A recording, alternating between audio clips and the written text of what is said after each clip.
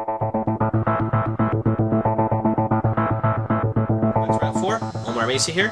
Today I want to talk to you about the Dmags, basically the different variations of the Dmag, how they function, and just basically a little more detail about it as an update that we're doing for you.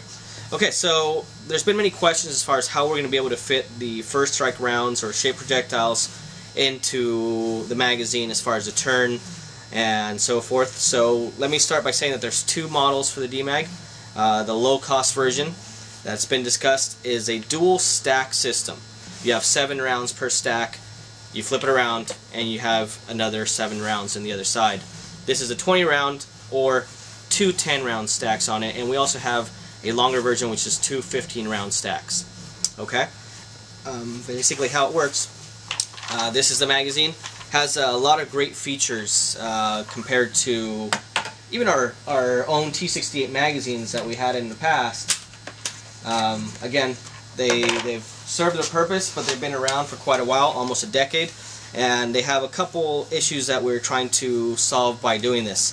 This collar, accidentally a lot of people have lost their paintballs because this button gets engaged when they're trying to load into their vest or pulling it out, and this is something that's completely solved with this design.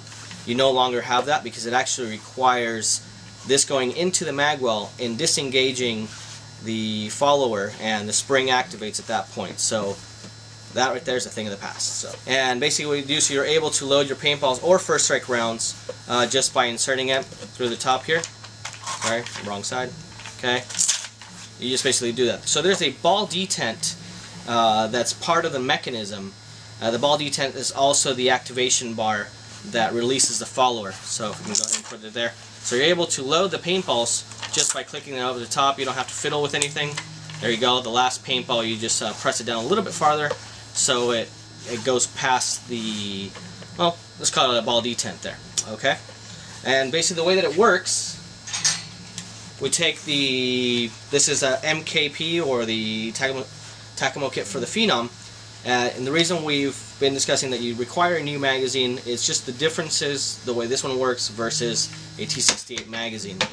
As you can see, this one right here has completely different geometry. It's quite a bit smaller all around than this thing, so the feed tube there makes quite a big difference.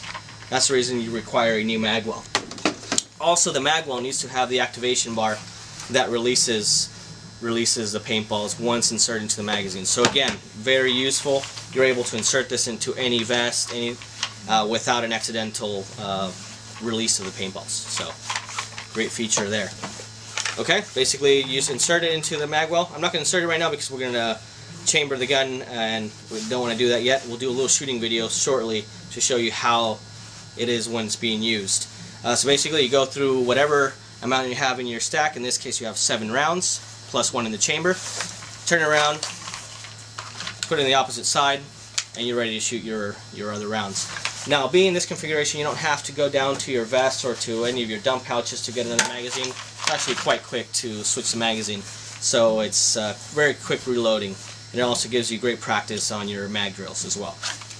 Okay, as I'm discussing, there's a couple different variations that we're going to do for the Dmag. So the Dmag, the entry version or economic version would be this dual stack design, and again 3 different lengths, 14 rounds, 20 rounds, and we'll have a further one which is a 30 round design. So for when you're out there in the field and you need that extra firepower, you got a little bit more to go with.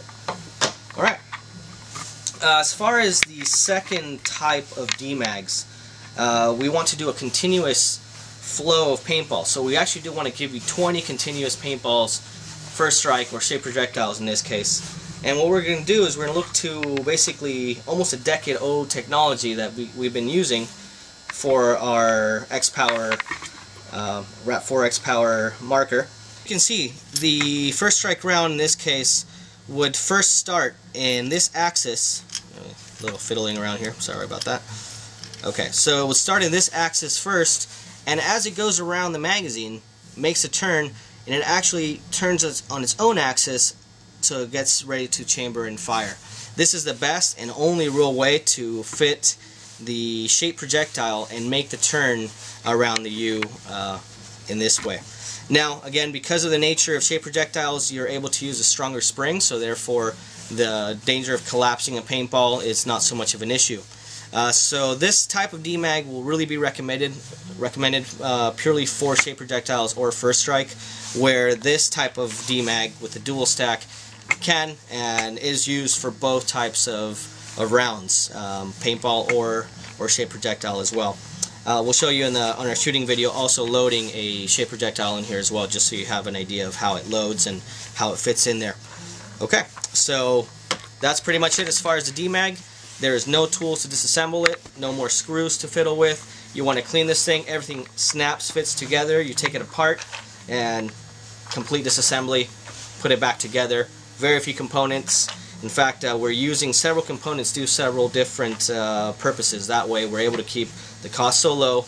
The materials being used is very much like a pod in the way that it's in construction. So again, these are meant so you're able to go out there, shoot, throw them out, pick them up later after you're done, throw them to one of your basically teammates, and not worry about it because of the low price point. So that's the idea of the Dmag, and that's the main purpose of it.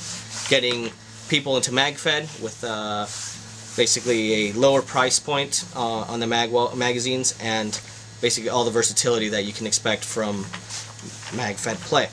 Also, another thing that these do have an advantage for paintball versus the curved design is that you have a straight feed. So obviously we've seen again also in the past 15 years or so with MagFed paintball that the best way to feed is a straight stack for paintball. Because of the nature of paintball going around the U, you really have to make sure the balls are shaped well, they can turn inside, and that they're not being crushed by a strong spring that requires to do the system.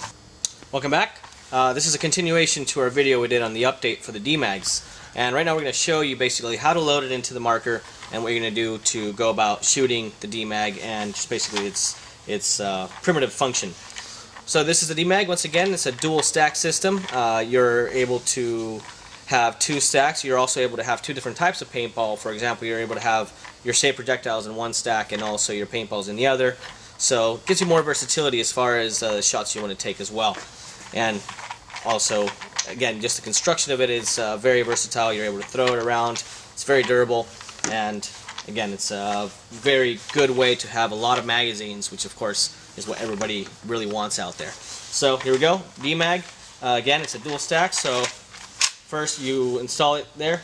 This thing is ready to shoot, and here we go. Bring it out. You can see the second one. Just basically put it in. There you go. But this is basically how the Dmag works. And again, so you basically take from one side, load, pull out to the other, and then that's